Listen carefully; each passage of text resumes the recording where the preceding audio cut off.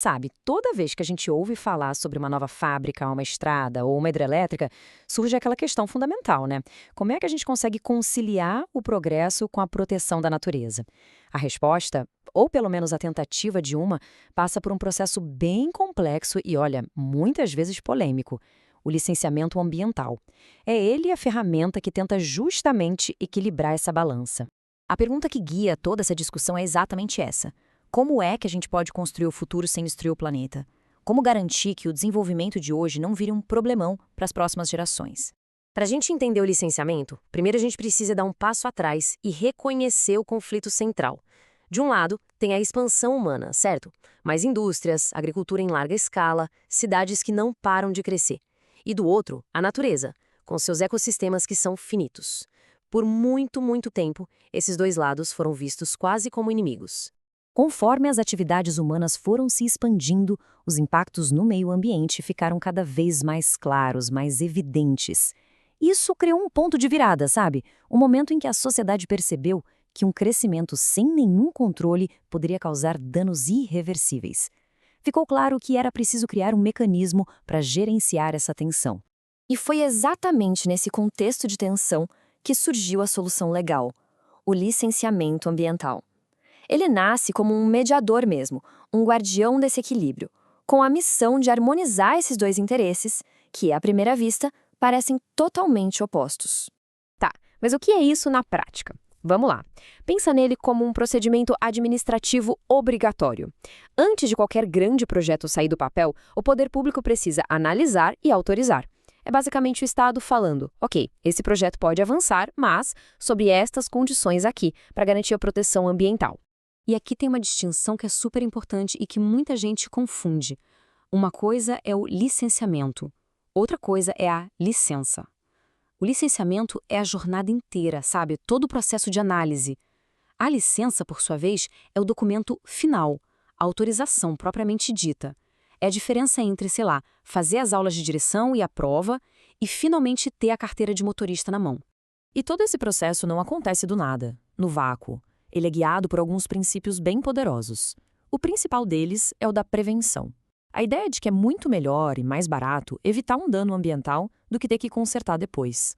Tem também o princípio do poluidor-pagador, que diz que quem causa o dano é responsável por arcar com os custos da reparação.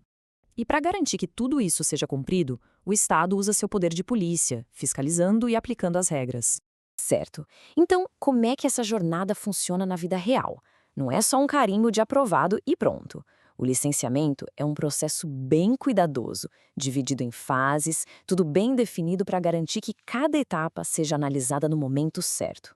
O jeito mais fácil de entender é pensar num processo de 3 fases. A primeira é a licença prévia, a LP. Ela dá o sinal verde para a viabilidade do projeto, dizendo que a ideia e o local fazem sentido. A segunda é a licença de instalação, a LI, que autoriza o início da construção. E, por último, a licença de operação, a LO, que libera o funcionamento da atividade. Essa divisão garante que os controles aconteçam no tempo certo, antes que seja tarde demais. Mas como é que os órgãos públicos tomam essa decisão? Não é com base em achismo, claro.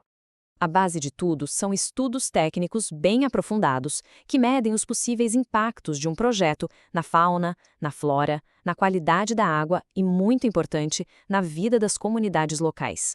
E aqui entram 2 documentos com nomes parecidos, mas com papéis bem diferentes.